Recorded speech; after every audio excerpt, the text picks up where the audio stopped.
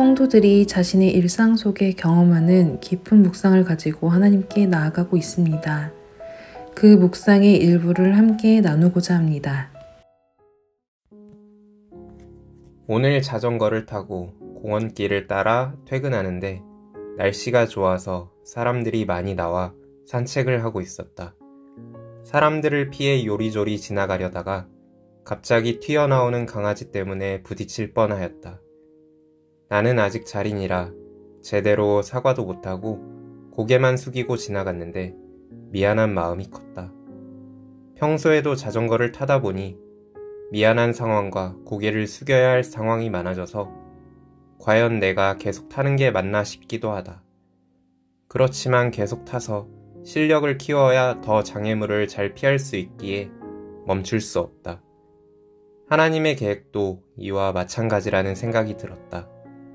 중간중간 어려운 상황이 있더라도 크신 계획 중 일부라는 것을 자전거를 타는 상황을 통해 다시금 깨닫게 되었다. 하나님은 내가 자전거 안장 위에 있든 어려운 상황이든지 나를 매 순간 지켜주시니 안심이 된다. 하나님을 의지하며 나아가는 내가 되어야겠다는 다짐을 하게 된 하루였다. 오늘 우리가 함께 나눌 말씀은 마태복음 4장 12절에서 25절 말씀입니다.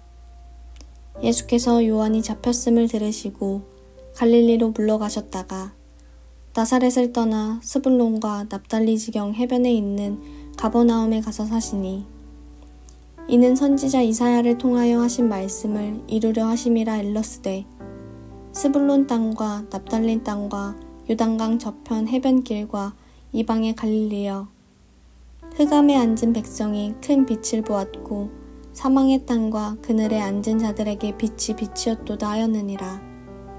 이때부터 예수께서 비로소 전파하여 이르시되 회개하라 천국이 가까이 왔느니라 하시더라.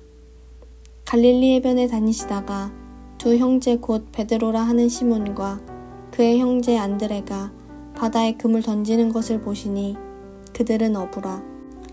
말씀하시되 나를 따라오라 내가 너희를 사람을 낚는 어부가 되게 하리라 하시니 그들이 곧 그물을 버려두고 예수를 따르니라. 거기서 더 가시다가 다른 두 형제 곧 세베대의 아들 야고보와 그의 형제 요한이 그의 아버지 세베대와 함께 배에서 그물 깁는 것을 보시고 부르시니 그들이 곧 배와 아버지를 버려두고 예수를 따르니라.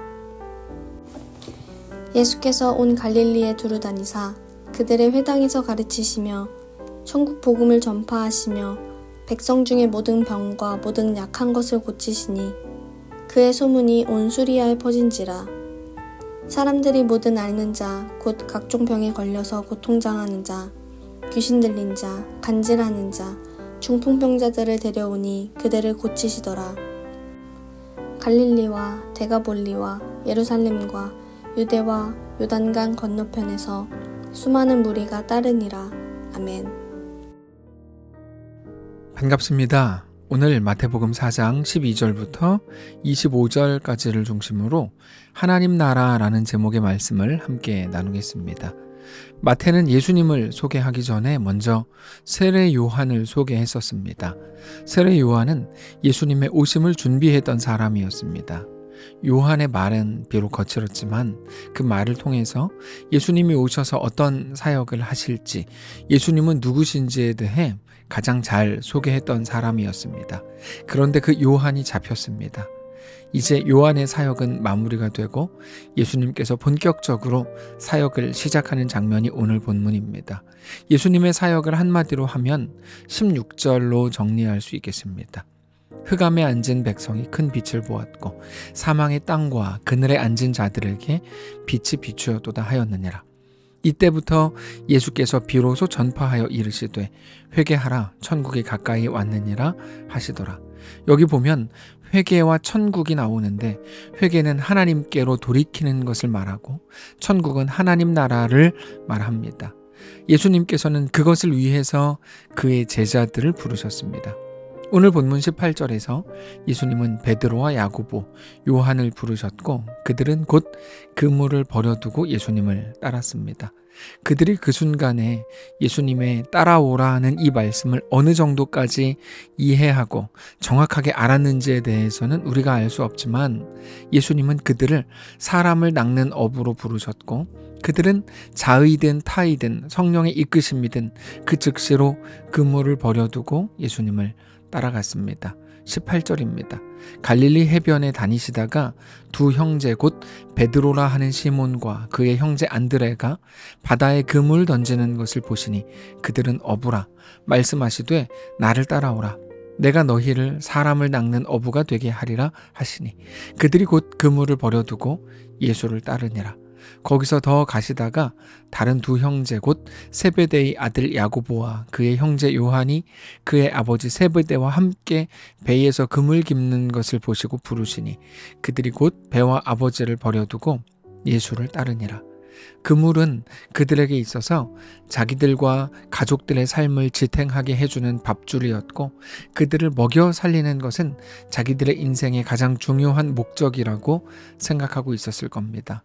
그러나 그들은 예수님의 말씀을 듣고 예수님을 만났을 때 그물보다 더 크고 소중한 가치를 찾았다고 확신했던 겁니다.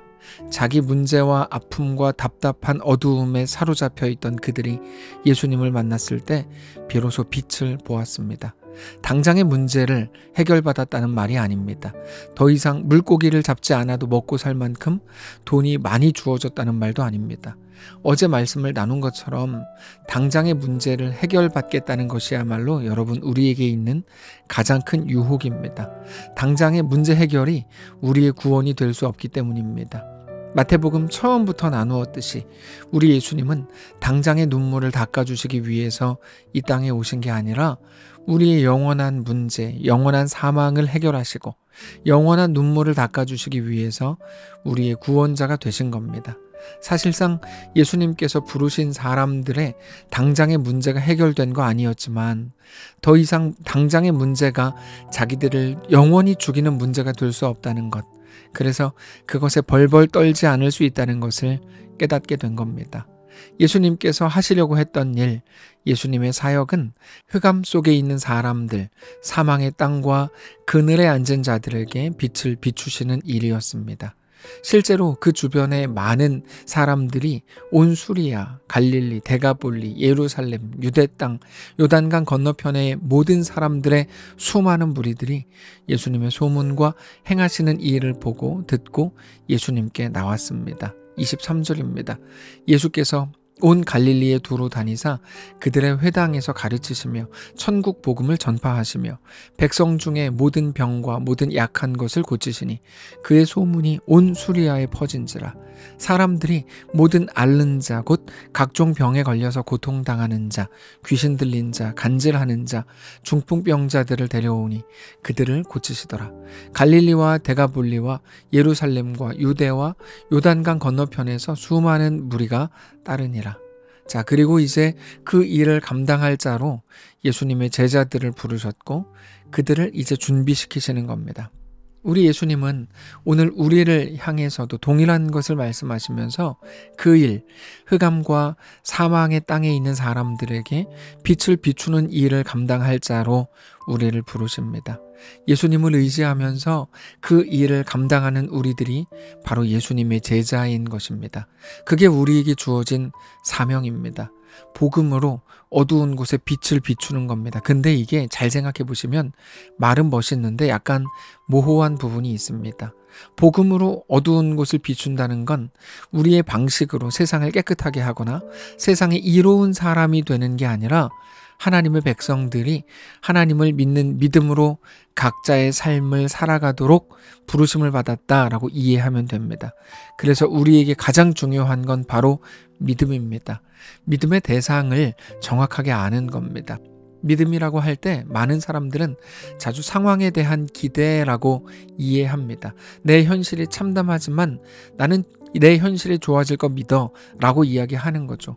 그런데 정확하게 그게 오늘 본문의 시대의 갈릴리, 가버나움 사람들의 모습과 같았습니다. 그들은 자기들의 현실을 좋게 하는 것, 그렇게 병을 고치고 아픔과 슬픔을 해결하는 게 가장 중요한 문제인 것처럼 생각했고 하나님이 그렇게 복 주실 것을 믿었습니다. 하나님을 믿은 게 아니라 하나님이 주실 좋은 것들을 믿은 겁니다. 그들의 결국은 참담했습니다. 그들의 참담함은 더 가난해졌다거나 더 힘들어졌다는 말이 아닙니다. 그들은 세상에서 원하는 것들을 다 얻었는지 몰라도 결국 하나님 나라를 소유한 자들이 되는 것에는 완전히 실패했습니다. 하나님 나라는 더 좋은 것, 더 자랑할 만한 것, 더 칭찬받게 되는 것, 다른 사람들이 부러워하게 되는 게 하나님 나라가 아닙니다. 그래서 좋은 집을 보면서 여기가 천국이다라고 말하는 건 너무나 어리석은 말입니다. 하나님 나라는 하나님이 왕이시고 내가 하나님의 온전한 백성, 하나님 앞에 온전히 엎드리고 굴복하는 하나님의 백성이 되는 그 자리가 하나님 나라입니다. 내가 원하는 일이 이루어지거나 이루어지지 않는 것과는 아무런 관계가 없는 겁니다. 사실 내가 원하는 것이 이루어지지 않은 그 순간 우리가 하나님 앞에 굴복하게 된다면 최악의 순간조차 하나님 나라가 우리 속에 임하게 되는 겁니다. 결국에 우리 사명이 무엇인가 하면 우리가 믿는 하나님이 어떤 분이신지, 우리의 삶이 처절한 현실 속에서도 어떻게 밝아질 수 있는지, 어떻게 소망으로 가득하게 될 수 있는지를 매일같이 보고 고백하는 겁니다. 우리의 삶에 하나님이 임하시면 주님 앞에 마음 문을 열면 세상이 말하는 것처럼 소망 없는 내 삶이 아니라 여전히 하나님으로 인해 소망이 있고 기쁨과 만족이 있는 삶이라는 것을 고백하게 되는 겁니다. 그게 예수님의 사역이었습니다. 흑암에 앉은 백성들에게 빛을 비추시는 거죠. 그렇게 어두움의 권세는 이기고 죄와 사망의 권세를 깨뜨리는 겁니다. 예수님께서는 그의 사람들을 그렇게 제자로 부르십니다. 우리가 어디 있든지 절망으로 꽉 찬 그곳에서 우리는 예수님의 빛을 보고 외쳐야 합니다. 우리의 형편과 현실에 대해서 늘 불편하고 힘겨워했고 바뀌기만을 바랬던 우리가 이제는 그 속에서도 하나님으로 인한 소망을 이야기하고 거기에서도 하나님이 나의 왕이신 것으로 인해 세상 어떤 것에도 눌리지 않을 하나님의 은혜를 고백하실 수 있기를 원합니다. 그렇게 각자의 자리, 각자의 삶에서도 온전히 하나님께 굴복하는 하나님 나라의 백성들이 되시기를 원합니다. 그렇게 세상이 감당하지 못할 하나님의 거룩한 백성들로 세워지는 우리의 오늘이 되시기를 바랍니다. 기도하겠습니다. 살아계신 하나님 감사합니다. 하나님만 우리 왕이요 전부인 것을 깨닫게 하시옵소서. 당장의 상황의 변화가 내 구원이 아니라 그 속에서도 하나님이 왕이신 것을 인정하고 굴복하고 엎드리는 하나님의 온전한 백성으로 새로워지는 우리의 오늘이 되게 하시옵소서. 감사드리며 살아계신 예수님의 이름으로 기도합니다. 아멘. 사랑하는 성도 여러분, 하나님께서 오늘 하루를 우리에게 허락하셨습니다. 믿음으로 우리 주께 나아가시고 우리 각자의 삶 속에서 하나님을 더 사랑하고 우리 주님만을 신뢰하는 귀한 날 되시기 바랍니다.